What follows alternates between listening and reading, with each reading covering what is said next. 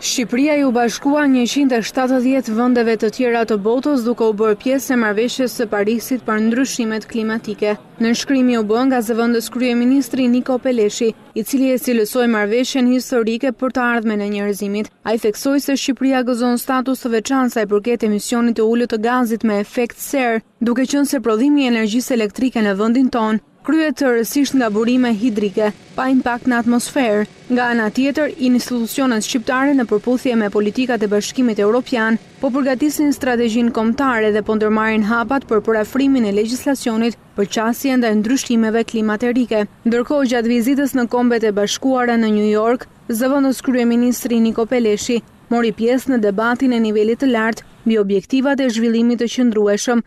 The new agenda for 2030. Agenda e re për vitin 2030 është e zbatueshme në mënyrë universale dhe ka të bëjë me të gjithë ne, të gjitha vendet, me gjithë ndryshimet tona dhe realitetet kombëtare të largëta me njëra tjetrën, ka të bëjë sigurisht edhe me vendin tim, Shqipërinë. Më lejoni të shpjegoj shkurt se çfarë do të thënë ka qëndrueshmëria për ne, për të tashmen dhe vitet që do të vijnë. Do të thotë një përforcim i zotërimit të ligjit, forcimi i vlerave demokratike të shoqërisë sonë, rritje të performancës ekonomike, mirëqenie për njerëzit, duke thelluar harmoninë tonë shoqërore me bazë të gjerë.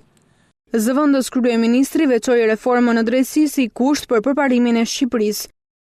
Judiciary reform, employment in general.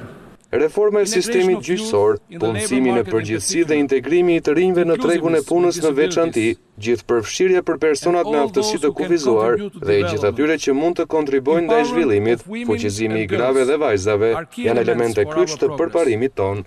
Prej vitit 2014, Shqipëria po punon me Agjencinë e Kombeve të Bashkuara në kuadër të zbatimit të objektivave të zhvillimit të qëndrueshëm.